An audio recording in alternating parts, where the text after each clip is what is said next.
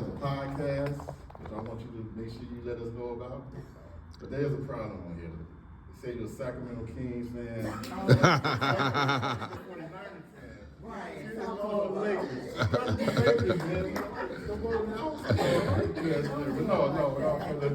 Not about me, it's about this young man right here. Jamel Stevens, y'all. Give him a round of applause.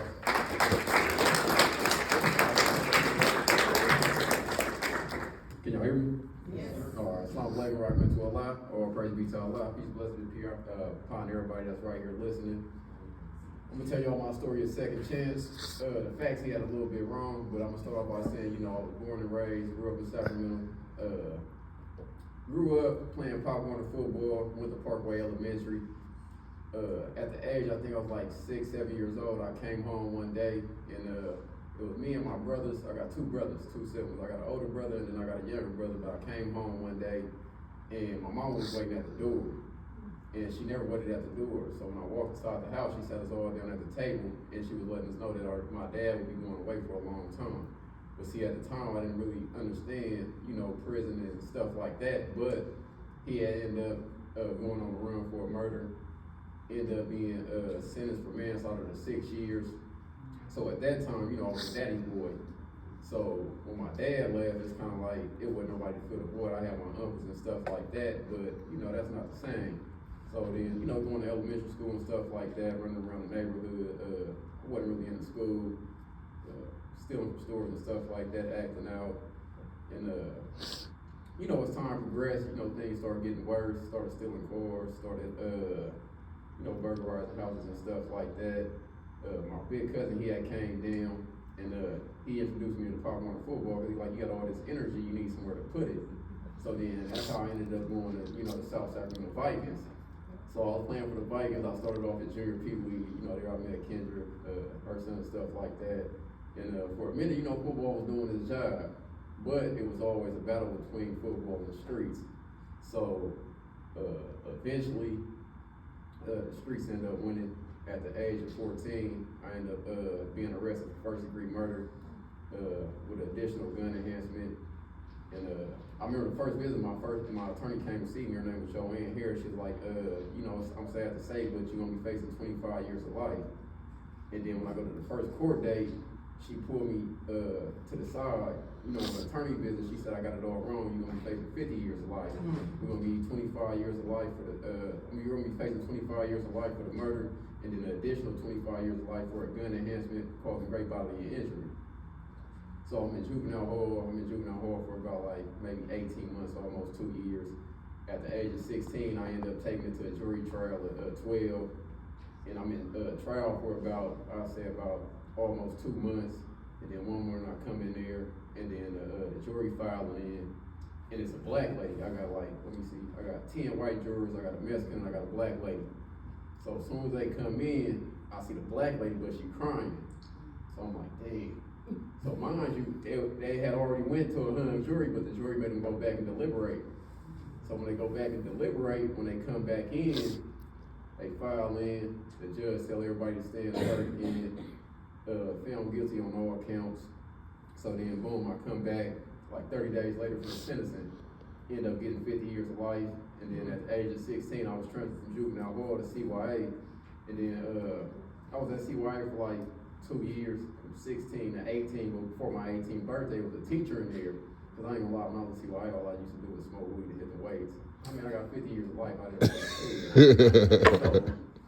So, a teacher came in there, she a white lady, she came in there, she Jamel. I'm like, yeah, she I want you to get your GED, I'm gonna sign you up. I'm like, oh, I ain't really thinking nothing of it. So one day I'm sitting in class, she come in, she Jamel, you ready? I'm like, ready for what? She you gotta take a GED class, test. I'm like, you was serious about that? She's yeah, so I go in there, I take the GED test, but my partner named Willie Bo from Oakland, he making jokes. He's like, man, you ain't gonna pass the test? Man, you pass it, anybody can pass it. So 2 weeks later, it's probably a week before my 18th birthday, she come in here, she's smiling, but she got a green envelope. And then she walked towards me, and she walked up, she give me a hug. I'm like, a hug? So she's like, yeah, congratulations, you passed your GED. I'm like, oh, okay. So I give her a hug. So my boy, he's like, oh, yeah, I know I can pass it. So he go in a week later, he take it, he failed. It's this white, I guess you call him a correction officer. So he do what they call the last meal. You know, like when you're on death row, they got the last meal. But for us, as turning 18, we get shipped off to adult prison. So he gives our last meal before going to prison. So he's like, what you want? At this time, I wasn't Muslim. So I ain't gonna lie, I was like, man, we get some pork chops. So boom, we bring the last meal, my 18th birthday, they come, they wake me up, shackle me up. Now I'm getting transported to DVR, Tracy, Dual Vocational Institution. So I'm there for maybe a month. I finally see my counselor. She like, well, I got some good news, I got some bad news. She like, the good news is you the only one that came from CY that has your GED. The bad news is we're going to send you to a level 4, 180 Supermaster Security prison. So she like, which ones you want to go to? So I told her, I'm like, Salinas Valley or New Folsom State Prison. She's like, or I'm going to put them down, but that don't mean you're going to go there. So I got one of my OG pilots there, his name is Joe. Now he's back on a violation, but he paroled from High Desert. So he telling me all these stories about High Desert and how you don't want to go there. So 120 days go by, they slide a brown bag up under my door. So I get it, and it's like HDSP. So I call down the tier, I'm on the 3rd floor. I'm like, hey man, what's HDSP? And the whole tier get quiet. They like, oh, that's High Desert. I'm like, damn. So boom, they come one morning, they wake me up at 3 o'clock in the morning. I go to the holding tank. It's 30, 40 of us in there. Now we going to the prison. So you strip out, squat, cough, all that stuff. So they put us on the bus. So we stop at Old Folsom State Prison. Then we stop at Susanville, and then we get to High Desert. So when you get to High Desert, you get off the bus. They got a sign that say High Drama State Prison. So as soon as we get in there, we got to strip naked, boom, and it's this black guy, but he's a Serenian. So he gets to arguing with the correctional officers. So they end up beating him, pepper spraying him, leaving him naked, and throwing him in the cage and putting a fan on him. So he in there screaming. And at this time, the yard is on lockdown. So they finally come give us our beds, bro. We go to the yard. I end up going to C yard, C upper, C6. So I get there. Luckily, my cellie from Sacramento, he from Medellin, but he older. So when I get in there, he tell me about the politics and stuff like that. And at this time, they still had the 9-month lockdowns, the year lockdowns. And at this time, we on a 9-month lockdown because I think the Northerners and the whites is at war or something. So boom. So he give me man, you gotta build your own program. You ain't gonna be out to sell too much. When you get the chance to go to the canteen, you gotta hurry up and go because we ain't never on lockdown off lockdown for more than a week. So now I'm coming from YA. This is mind blowing. I'm used to, YA, it's like you walk the trade line, you got 5 periods, you going to school. So I go from that to now, most of the time, for almost my first 2 years there, we on lockdown 24/7. And the reason why it's 24/7 is because when you go on lockdown, they're supposed to give you a shower every 2-3 days. But when it's your time to shower, the COs bring a trash can to your door. So basically saying if you want to shower, you got to step out and we're going to search your cell. Now you all know that you can't get your cell searched because you always got stuff in there that you're not supposed to have. So, boom, I'm there for 2 years. Then they end up coming with Senate Bill 260. Or, let me see, I got there 4 years. They ended up coming with Senate Bill 260, which was juveniles that was, I think, 17 and younger now got the chance to be eligible for parole after 25 years of life. So then when I say, see, I told you, but in my mind, I'm 25 years of life. That moved my date to January 2031. So, I'm still coping with it. I'm in there, we getting a little trouble and stuff like that. And I'm at High Desert for I think almost 5 years. The CEOs there, they racist. There's no self-help programs. We always on lockdown. We either on lockdown because somebody at war or some metal that came up missing. They always searching the cell.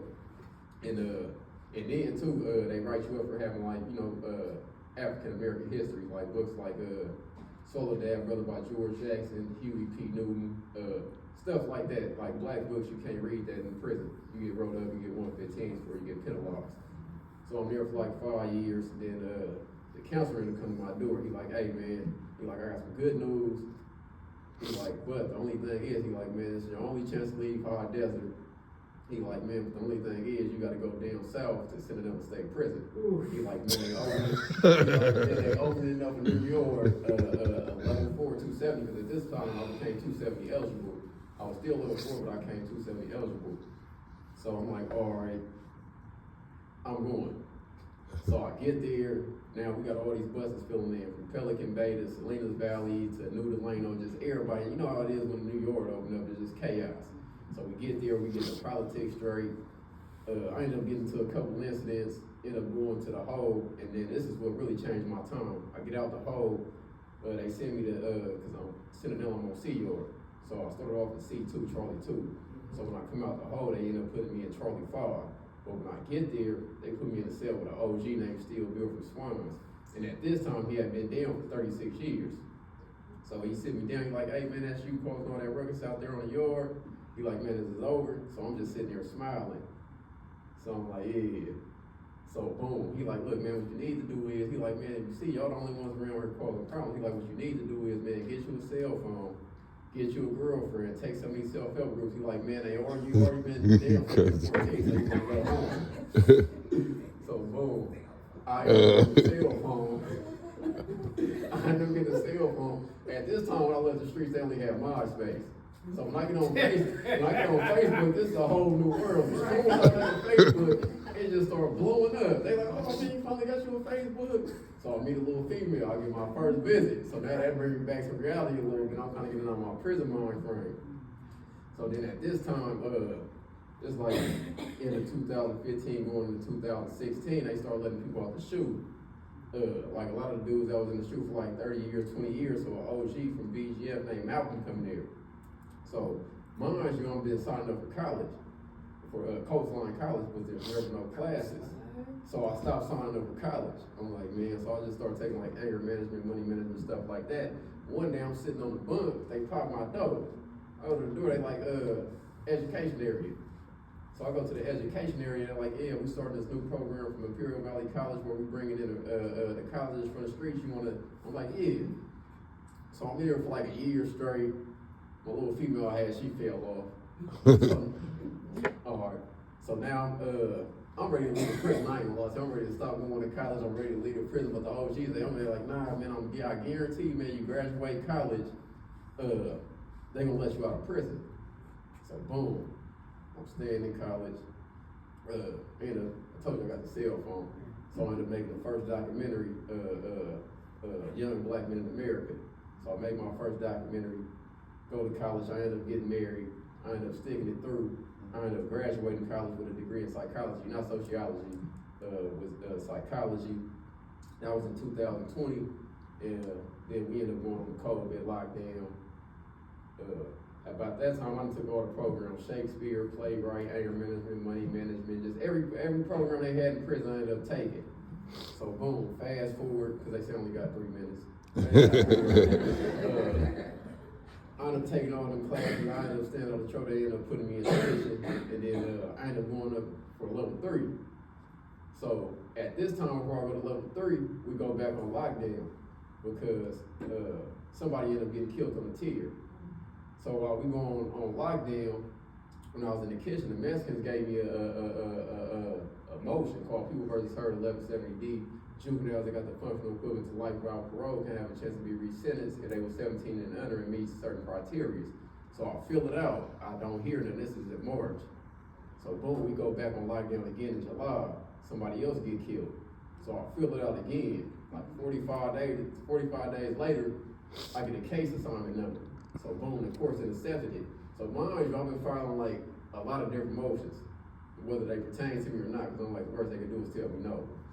But I got this attorney named John Stoller, so every time I file a motion, I'm calling him, so he getting tired of it. So the last time I called him, like, hey man, he like, look, Jamel, I told you. I said, no, just listen. I said, man, I just got a case number for the People vs. Heard. He like, what? He like, oh man, let me write the court so I can be your attorney. I'm like, all right. So I'm going through that for like 9 months. I ended up transferring down to level 3 for like a month. So the decision come back in April 2024. So the judge says, I'm gonna deny you on People vs. Heard 1170D because I don't feel like you got the functional equivalent to life without parole. But under, Assembly Bill 600, 1172.1, that gives me discretion, that just passed, it had passed in January 2024, that same year. I'm gonna go ahead and recall your sentence on my own, but before I do that, I'm gonna get a DA a chance to basically make an argument. But she already had her mind made up, so I called my attorney. He like, man, I'm confused because they granted your, they denied your petition, but she still wants some briefings. So when I get off the phone with him, I get the legal mail. So when I get the legal mail, I called him. He like, see, I just told you. I said, nah, I got the letter. So when I read it to him, he like, look, man, he wants us to reach out to the DA and see if we can do a deal. He said, because they don't want to let you out under the People vs. Hurt 1170D, because if they let you out on that, you go back to juvenile court and you can sue. So they want to win-win. They want you to sign a dope deal so you can have it on your record and you can't sue. So we reached out to the DA. The DA don't say nothing. 30 days later, like the middle of May, they agreed to the deal. 11 years, voluntary manslaughter, time served, and a strike. So I go to court on May 27th. I go there, my attorney told me, oh man, you about to go home. I go in there, I'm happy. And I go in there and the DA trying to pull out the deal. So the judge tell her, she like, I'm gonna give you 72 hours. You gotta come back, you gotta have a deal structured, and he's getting a deal. So I come back, I go in there, they got the victim family in there. So the judge let the victim family speak their piece. And then the judge said, you know, it's sad to say, but you know, I know y'all hurting, I know y'all this, that, but I'm giving Mr. Stevens a second chance at life. Hopefully he can use this influence for positivity. And then I ended up taking the deal. That was June 3rd. 3 days later, the parole lady come back. I'm not on parole though, but she come because she got sick. June 3rd, she come, hey, look, you're going home in a couple days, tell your people to come. So boom, I get released June 6th. Mind you, I don't tell my grandma. I tell her, I said, I'm gonna call you tomorrow, Nana. Boom, pop up on her. My brother come get me. Everybody there, I walk around the corner, she like, oh my God. So boom, I hug her, she can't believe it. And since then, though, like I say, my re-entry, it hasn't been easy. You know, my first like 4 or 5 months out, I couldn't get a job. They kept saying they was finding more qualified candidates and stuff like that, but we all know it's because of my record. But I never gave up. I ended up getting my first job. I kept a job ever since then. I'm still enrolled in Sac State, but I don't have no classes. I had transportation problems. But then, you know, life just be life. You know, I done had a kid. I done did 3 charity events since I've been out. I opened up my own podcast, had 40, 50 interviews. Just a couple days ago, somebody hacked into my accounts and deleted all my content, my documentaries and my interviews. So I gotta restart that and restructure it for the ground though, but it ain't gonna stop nothing. But like I say, this is my second chance, and like I say, I'm making amends. You can type my name up on YouTube. I've done multiple interviews with No Jumper, just did one with Software Underbelly, about to do one with Ian Big. So like I said, it ain't gonna stop, man, but like I say, man, when life gives you a second chance, you make the most of it, you know, no matter what obstacles in your way, because, you know, the devil is always working. You just never give up, you never give in, and you always take every moment to make an opportunity. And like I say, I'm still doing my community work. I'm still doing the podcast interviews. If anybody wants to do an interview, just hit me up on Instagram, Big Stay. And, you know, that's my story of triumph, tragedy, hope, and rehabilitation.